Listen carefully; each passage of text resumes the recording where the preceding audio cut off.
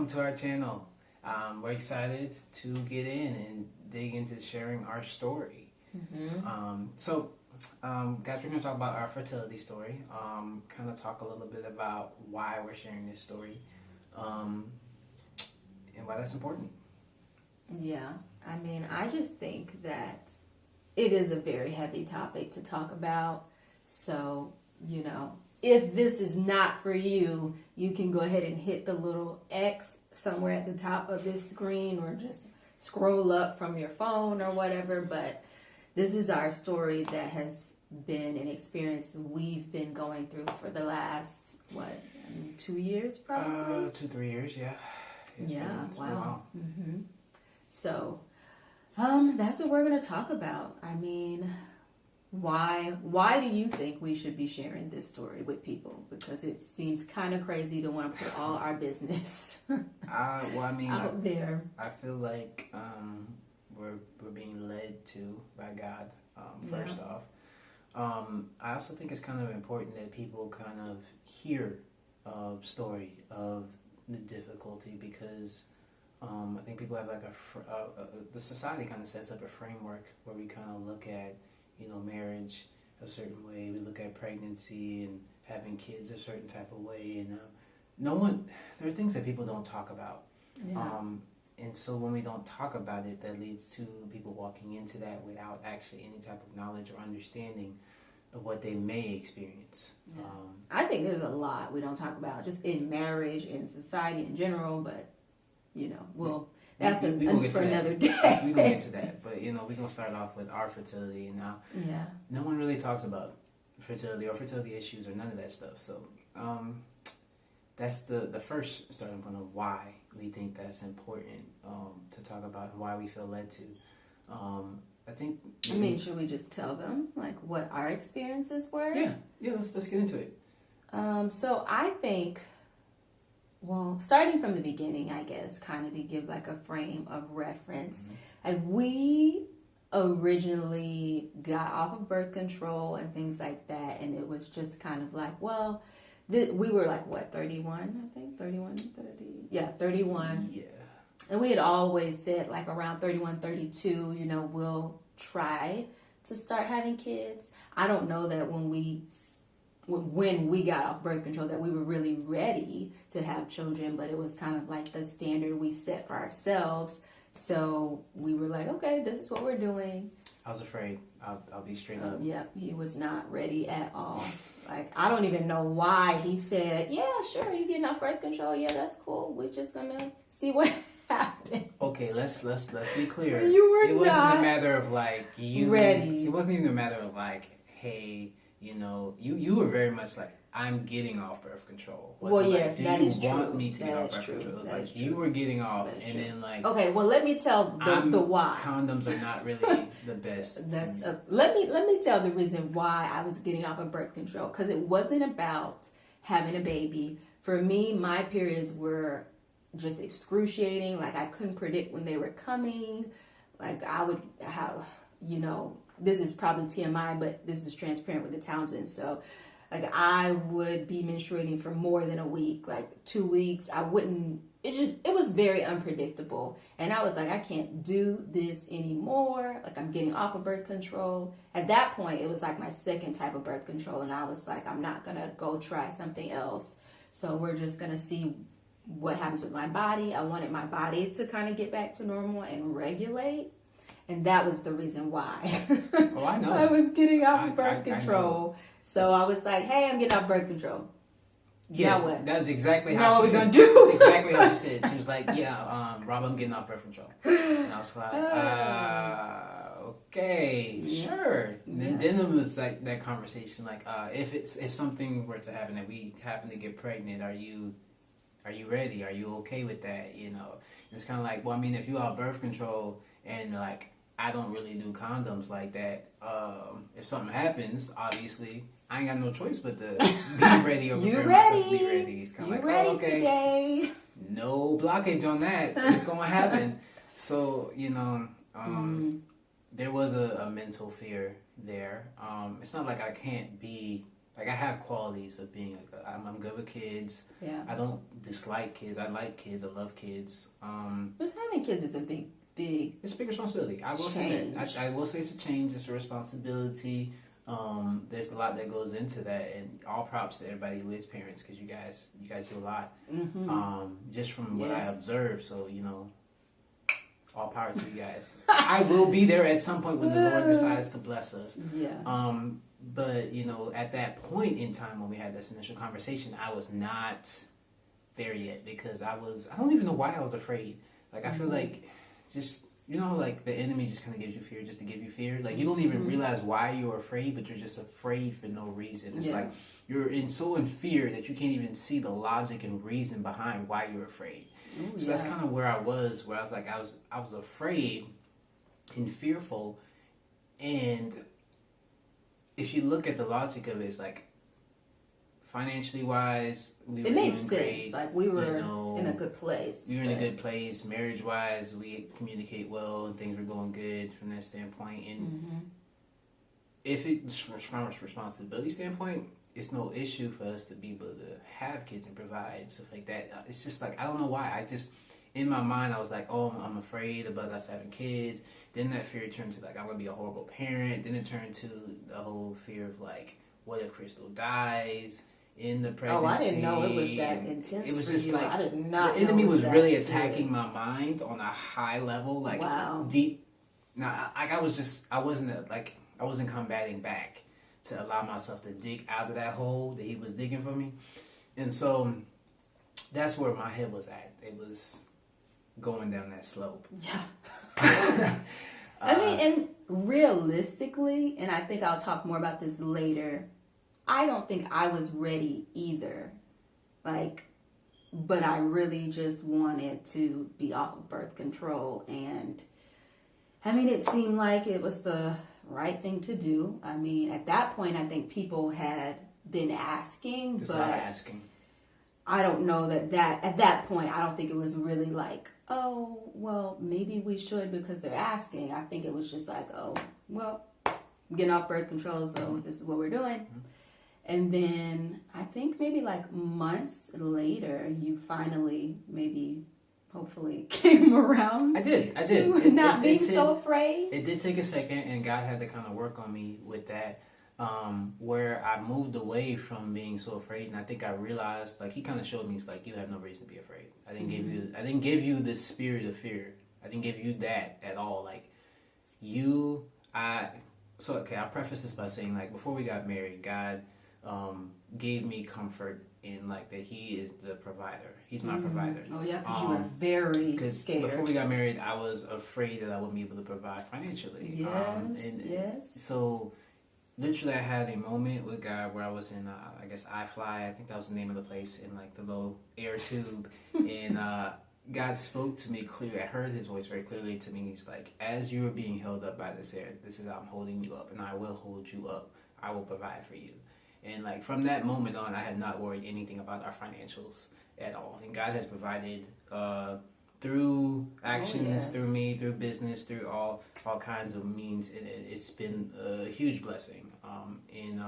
It's all moments for me to kind of just glorify God and kind of see him work that way. So he kind of showed me, like, I told you that before. I will provide for you for any situation. Like, when the pregnancy comes, I will provide. And I was like, okay. And then, like, kind of speaking to me as far as, like, attacking those fears I had to help me to overcome it. And so I remember I was having a conversation when I came to you, and I was like, look, I'm cool with this. Like, you getting off birth control, we're not using any other preventive stuff, If God blesses us to have a child, then I'm ready. I'm good. Like, yeah. So I came to that point, and I was ready mentally. That was like months later, though. Months later. and this is where she's off birth control, and we're actually still, doing what married people do. And so, yeah. So it wasn't really so much as pressure from other people at first, but It was, something that was expected of us, obviously, as a couple who had been married for, what, like 3 years at that time? Maybe 2-3 years? 2-3 years. Yeah. And I was quite fine with... in my philosophy is very much, as a married couple, once you get married, you should spend time together with just you and your spouse. Yeah. Like, enjoy that time. Enjoy learning about your spouse, growing together, actually becoming that oneness. So that way, when the actual child comes, like, there is no confusion about anything. Like, you guys are together. A team. And a team when it comes to that. And you've had that time together versus, like, married child, you ain't had no time to enjoy marital bliss. Yeah, so that's definitely the way God wanted us to go, because we're still there.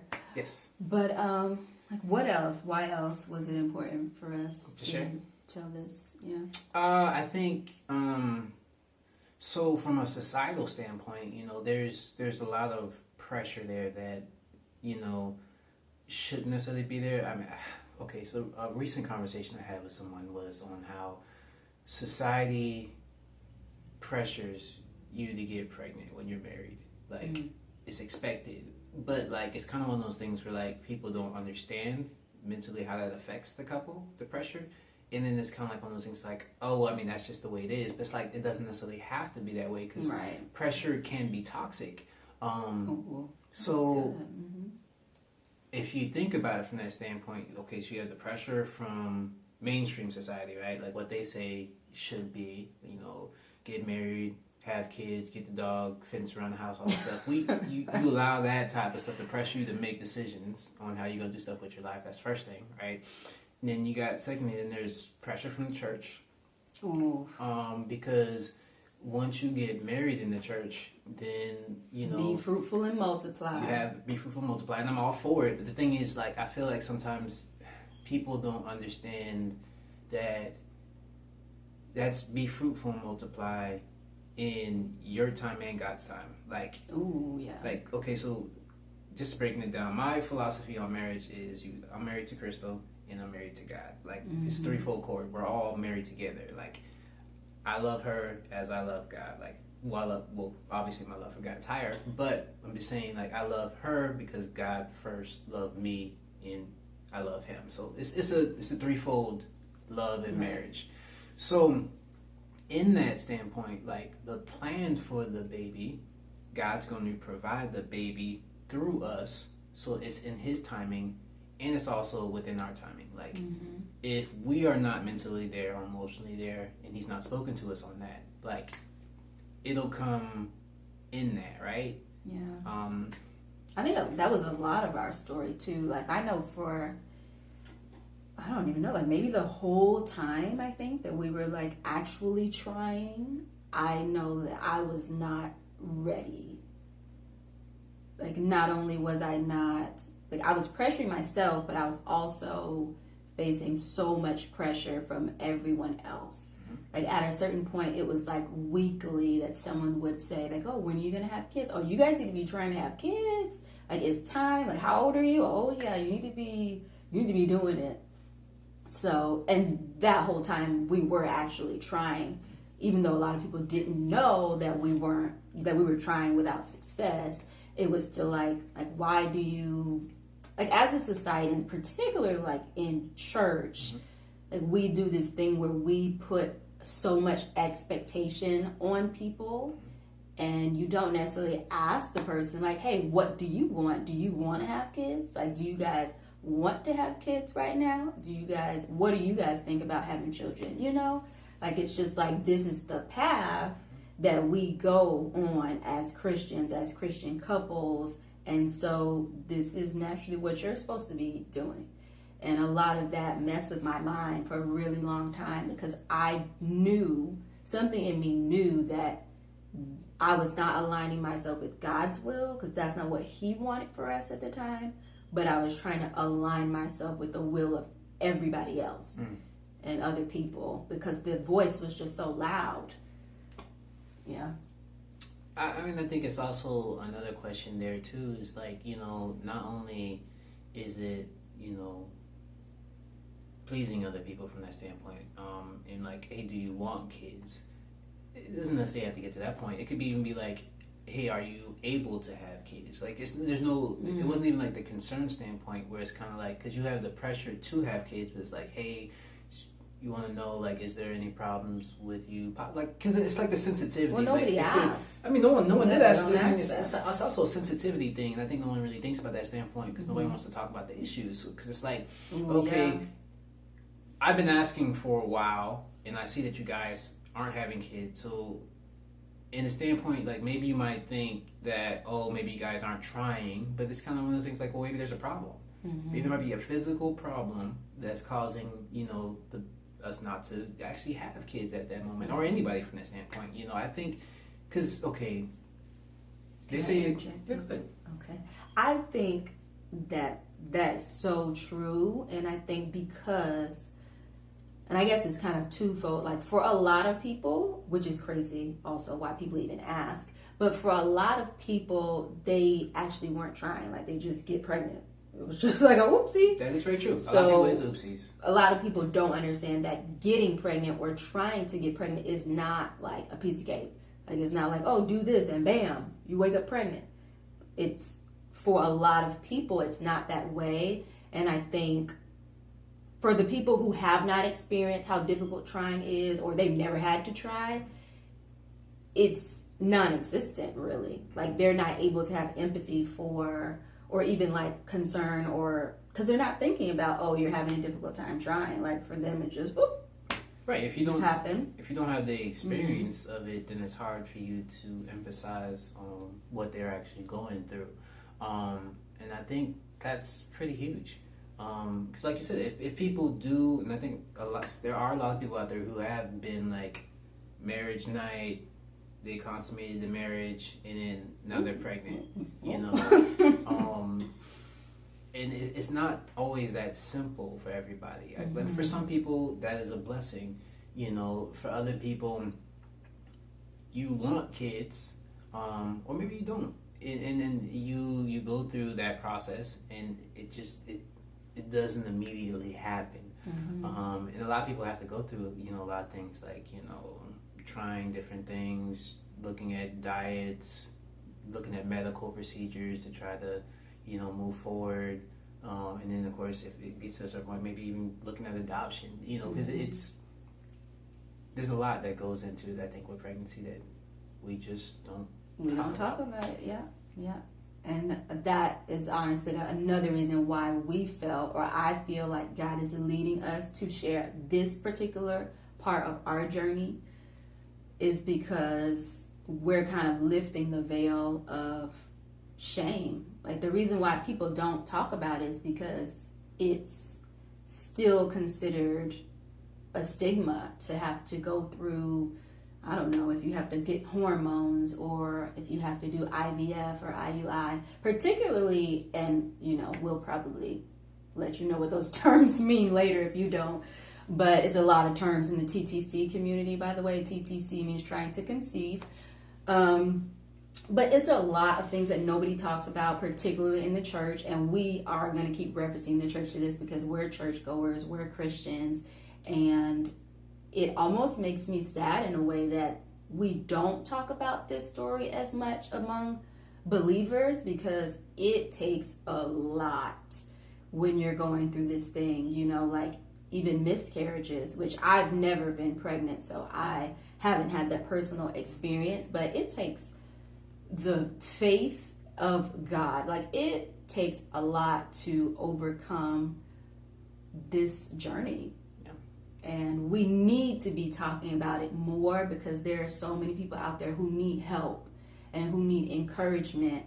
I remember when I was just like borderline depressed because I didn't know who to talk to about how I was feeling or what I was experiencing. And I didn't even really want to talk to you about it because I just felt so negative and just so sad. But I think it was because of the shame. And if we can just figure out how to talk about this and how to lift the shame, then I think a lot of people will be in a better place. And it won't be so taboo and so much of a stigma anymore, particularly in the church. to, not be able to have a child when you expect. So I just want to kind of jump I guess in the there. term is infertile, Yes. but I don't consider us to be infertile, even though that's no. what the doctors will say. That's what they've told me. Sorry, I interrupted you. No, you're good. So I just want to kind of jump in and say, like, this is not a knock on the church at all, because even it's not talking about in society. You. It's not talking about in society at all. So if it's not talked about in society, obviously it's not going to be talked about in the church. Right. It's not talked about in the family. It's not talked about on any personal levels. Ooh. I mean, if you think about Come on, Black community though. Crystal just said, like, she didn't feel comfortable enough to talk to me, and like the basis of the starting point of our marriage was, I'm gonna share everything with you. I'm gonna be open. I'm gonna be transparent. I'm gonna share it all, like secrets, dark stuff, history, it all. You're gonna know completely all of me, like, and that has been the basis of our marriage. And we've communicated and kept communicating. I think the only dark moments, or I say dark moments, the bad spots have been when we tried to hide stuff. And it was obviously apparent because we've been so transparent the whole time that when you don't share something, it makes the other uncomfortable. And I will say that when she stopped sharing, it made me uncomfortable. But then I realized I stopped sharing certain things too, because I got to a point where I was upset with the fact that I felt like I was part of the reason for her shame. Because like she was sitting there dealing with the fact, like, we're not getting pregnant, we're trying so hard, and literally we're doing a lot, and we'll get into that a little bit later, to actually try. And I was sitting there. Means. Yeah, we'll talk about what that means. But I was also sitting there upset and angry with myself and not talking about my emotions, and I was internalizing that, and that was affecting how I was going about my day, because I was sitting there feeling like there was something I couldn't do to provide, to help. And I kept thinking to myself, there has to be something wrong with me. There has to be something wrong with me. Like, and so I was sitting there, just, I guess, beating on myself in the process, which led to shame for me. So I'm in shame and she's in shame, and we're not talking about not our talking shame. about it. And then no one else out there is talking to us about possible shame they may have been through to help us get through. So, and we're not talking to other people about it. So it's kind of like just this isolated shame. Which leads to people digging deeper into depression, because as you're in shame, then you deal with guilt, and then that anger, and then you start deeper isolating yourself, and then that emotion drives you to feel like you're not worthy for something, and depression and anxiety starts to kick in. Yeah, and you need God. It is you need God during those moments. And I feel like, and like you said, like, it's no shame to the church or Christians or anything like that, but I do feel like it would have been helpful to feel like I could go to, the people that I needed, like the believers. I have, my best friend and my mom and my sister and things like that, who I was able to share certain things with. And even them, I didn't tell the whole story because I was just too embarrassed. But it took me a really long time to just ask someone to pray for me and pray for us for this fertility journey. Yeah. I mean, that's a blessing that you had somebody. I did not have anybody when I not until recently. Yeah, not until recently. I mean, I have a best friend of mine who I've recently reconnected with. He moved over to London, so when he moved over to London, I didn't keep up communication because it's difficult between the U.S. and London as far as our hours. But so for me, it was kind of one of those things where I just didn't communicate, because I'd stopped communicating with him and communicating with other people here, and I was trying to learn who I may feel I could trust to kind of share their stuff, and I felt uncomfortable and shame. So it's kind of one of those things, like, in my past, I've had this record of whenever I felt certain types of ways, just completely isolating myself off and flowing into depression. So, I mean, I'll talk about that in later episodes. But for this particular topic, I definitely started to flow into that old habits of, oh, I feel shame, oh, I'm angry, oh, let me isolate myself off, let me still continue to show this good face. That nothing is wrong, guys. I'm completely good. We're all happy. Everything is good. When there's this festering problem that's just continuing to be there. I think this is huge. I was watching a video, and the person said like you never solve problems by ignoring them. Mm-hmm. The longer you allow the problems to sit there and fester, it just continues to grow and grow until it's a dragon at your front door. Ooh. Ooh, yeah. Instead of slaying it before it grows to that point, we ignore it and allow it to continue to feed off our despair. Ooh. Yeah, yeah. So that's kind of what I was doing. But I think, what would you say was the starting point for us to kind of get out of that? Ooh, good question. I think I started to realize, like, when I started to process it more, like, I've had a therapist this whole time, like, not necessarily from the beginning, but maybe like a year in. I advocated therapy. Yeah, a year in, I was like, I need to talk to someone because I'm going to explode. And I think when I started talking about it and I started realizing how much this fertility thing was affecting me, I won't say it made it easier, but like when I felt comfortable enough, I could tell one more person, and then I could tell one more person, or I could share more about it till I think it was probably like literally last year, the end of 2022, when I asked someone to pray for me because I was getting ready to go into surgery, which I'll tell that story later, and I just felt a weight lift off of me. Mm-hmm. And I knew it was the shame that I'd held on to for so long that was keeping me depressed and anxious and, you know, all those things, guilt, anger. And I knew I needed to tell more people. Like, I just needed to be honest so I could get through it. I could overcome it. And I think it was literally this year when we started getting this real solid vision or idea or confirmation from God about doing this channel and sharing our story. And I knew like right away, this is what we have to talk about because it's been our life for the last 2 years. Yeah. And no matter how difficult and how hard it is to talk about. And I'm sure like some friend or someone in my family would be like, you should not be telling people all your, like, I already know that I'm going to hear that. But God told us that it was time to share our story and to be transparent. And so that's what we're trying to do. So I guess on that point, I feel like the Holy Spirit let me know, like, the only way you truly have complete victory is when you can be honest and truthful about it. And own that truth. Because if you own that truth, then the enemy can't twist it against you. Oh, yes. When you own it and you're vulnerable about it, not only can it help other people, but like it's not hidden anymore, and the enemy can't point fingers at it to accuse you about something. Or to use it to twist you to feel a certain type of way about it, because it's like, no, I own this. Like, this is what I've lived through. This is what happened in my life. This is what it is. Like, it's become a part of my growth. Ooh, yeah, that's good. And that's just what it is. And so it is part of my testimony. It was a test that I went through, so I can now share it. And so that's kind of what that is.